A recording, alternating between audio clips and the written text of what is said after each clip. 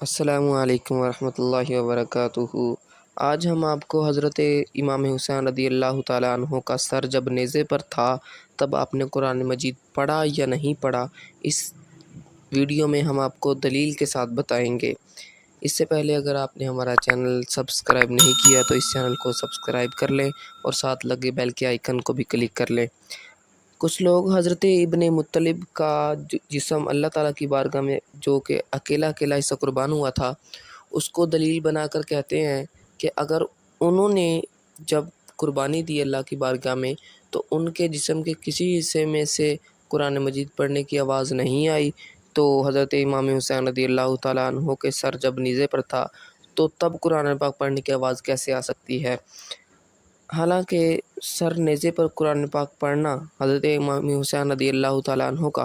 بہت بڑی تاریخی کتابوں میں سے ثابت ہے اور بہت زیادہ سندوں کے ساتھ ثابت ہے۔ سر نیزے پر قرآن پاک پڑھنا حضرت امام حسین رضی اللہ تعالیٰ عنہ کی بہت بڑی کرامت ہے، جیسا کہ دلیل نمبر 1 صحیح بخاری شریف کی حدیث نمبر 3045۔ اس کا خلاصہ جو ہم آپ کو بتانا چاہتے ہیں اس حدیث مبارکہ میں، حضرت عاصم بن ثابت الانصاری صحابی رضی اللہ تعالیٰ عنہ،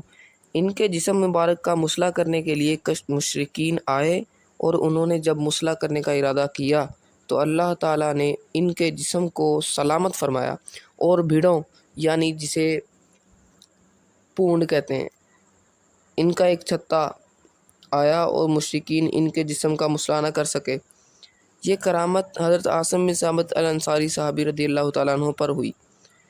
اور اگر کوئی کہے کہ حضرت حمزہ بن مطلب پر تو کوئی کرامت نہیں ہوئی، یعنی کہ حضرت جن کا ذکر میں نے ویڈیو کے شروع میں کیا ہے، حضرت جو محمد صلی اللہ علیہ وسلم کے چچا مبارک ہے، آپ پر تو کوئی کرامت ثابت نہیں ہوئی، تو یہ اس صحابی پر کیسے کرامت ثابت ہوتی ہے؟ اگر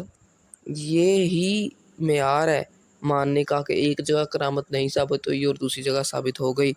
تو گویا اگر ادھر نہیں ثابت ہوئی تو ادھر کیسے ہو گئی کرامت؟ تو پھر جو بندہ یہ بات مانے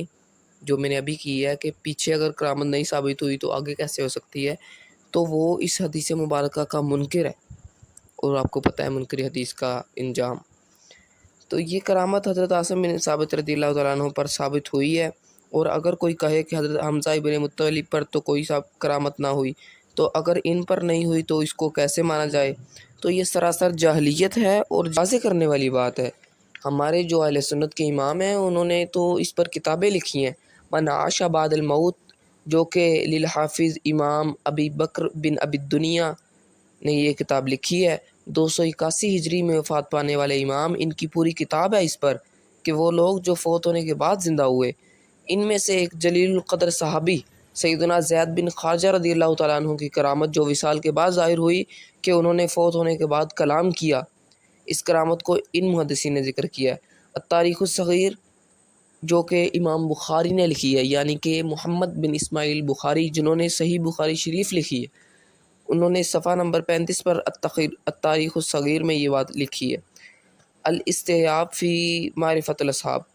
اس کے صفحہ نمبر 251 پر امام ابن برق اندلسی نے لکھی ہے، جس کی رقم روایت جو ہے وہ 818 نمبر ہے۔ نمبر 3 المعجم الکبیر للطبرانی، امام ابو القاسم لسلیمان ابن احمد ابرانی نے یہ لکھی ہے، جن کی وفات تقریباً 360 ہجری میں ہوئی۔ دلائل النبوہ جلد نمبر 6 روایت نمبر 2299، امام بہقی نے اسی بات کو لکھا ہے۔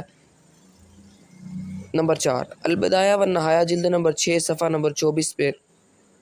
امام محدث ابن کثیر نے یہ بات لکھی ہے۔ امام لکھتے ہیں امام حاکم نے اپنی مستدرک میں اور امام بہقی نے دلائل النبوہ میں ذکر کیا ہے اور اس کی تصحیح کی ہے کہ وصال کے بعد سیدنا زید بن خارجہ رضی اللہ تعالیٰ عنہ نے کلام کیا۔ المعجم الکبیر للطبرانی روایت نمبر 4999،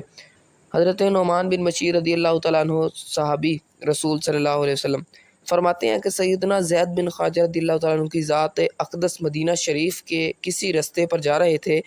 کہ ظہر اور عصر کے درمیانی وقت میں گرے اور ان کو پھر ان کے گھر منتقل کر دیا گیا اور پھر ان کو 2 چادروں کے اندر لپیٹ دیا گیا۔ مغرب اور عشاء کی نماز کا درمیانہ وقت تھا۔ کہ انصار کی عورتیں جمع ہو گئیں اور انہوں نے رونا شروع کر دیا۔ ان کے ارد گرد ان کی چادر کے نیچے سے آواز آئی، عورتیں ان کے ارد گرد جمع ہو گئیں تو ان کے چادر کے نیچے سے آواز آئی کہ چپ ہو جاؤ۔ 2 مرتبہ کہا، لوگو خاموش ہو جاؤ، لوگو خاموش ہو جاؤ۔ اور پھر انہوں نے محسوس کیا کہ ان کے چہرے اور ان کے سینے سے آواز آئی، اور سیدنا زید بن خارجہ رضی اللہ تعالیٰ عنہ نے کہا، یہ جو آپ کو سامنے اسکرین شاٹ دکھایا جا رہا ہے اس میں یہ مکمل تفصیل کے ساتھ لکھا ہے، یہ وہ کلام ہے جو آپ رضی اللہ تعالیٰ نے کیا، یہ جو آپ کو دکھا رہا ہے سامنے۔ اور اس حدیث کو امام ابن کثیر نے البدایہ والنہایہ میں صحیح قرار دیا ہے، اور اسی روایت کو امام باہقی نے دلائل النبوہ میں اس کی الگ سند کے بارے میں فرمایا، اس کی ایک سند کے بارے میں فرمایا کہ اس کی سند صحیح ہے۔ امام بخاری آپ تاریخ الصغیر میں صفحہ نمبر 35 میں لکھتے ہیں کہ یہ روایت ٹھیک ہے۔ اگر حضرت عاصم بن ثابت الانصاری صحابی رضی اللہ تعالیٰ عنہ آپ کے جسم کا مسلح ہونے سے اللہ پاک بھیڑوں کے ذریعے بچا سکتا ہے، اور حضرت زید بن خارجہ رضی اللہ تعالیٰ عنہ وفات کے بعد کلام کر سکتے ہیں، تو حضرت امام حسین رضی اللہ تعالیٰ عنہ نیزے پر چڑھ کر قرآن پاک کی تلاوت نہیں کر سکتے۔ حوالہ سماعت فرما لیں، تاریخ دمشق کتاب کا نام ہے جو کہ امام ابن اسحاق نے لکھی ہے، جلد نمبر 22 صفحہ نمبر 117 پر سلمہ بن کہیل آپ نے یہ بات نقل کی ہے، یہ جو آپ کو سامنے اسکرین شاٹ دکھایا جا رہا ہے۔ اگر ہم آپ کو یہ پڑھ کر سنائیں تو وقت بہت زیادہ لگ جائے، اور حضرت امام ابن اسحاق نے جلد نمبر 60 میں صفحہ نمبر 370 میں منہال بن عمرو کی روایت پیش کی ہے، اور یہ دلیل ہے حضرت امام حسین رضی اللہ تعالیٰ عنہ کی نیزے پر قرآن پاک پڑھنا۔ اور اگر آج کوئی مسئلہ آ کر بات کرے کہ حضرت امام حسین رضی اللہ تعالیٰ عنہ کا یہ واقعہ یہ تو کہیں نہیں لکھا، تو ہم نے ان کو اتنے دلائل دے دیے۔ مفتی راشد محمود صاحب جو کہ اہل سنت کے بڑے پائے کے عالم ہیں، انہوں نے اس پر ویڈیو بنائی ہے، میں اس کا لنک ڈسکرپشن میں دے دوں گا، آپ اسے بھی دیکھیں، اور میں تو ہوں ان کا شاگرد۔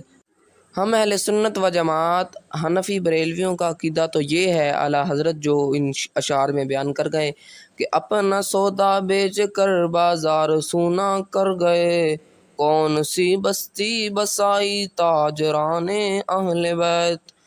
اے شباب فصل گل یہ چل گئی کیسی ہوا، کٹ رہا ہے لہلہاتا دوستان اہل بیت۔ اب یہ اس میں وہ بات ہے جو حضرت امام حسین رضی اللہ تعالیٰ عنہ کی نیزے پر قرآن پاک پڑھنا ثابت کرتی ہے کہ سر شہیدان محبت کے ہیں نیزوں پر بلند، خدا نے اور اونچی کی قدر و شان اہل بیت۔ اب آخری اشعار ان اہل بیت اطہار کے بارے میں،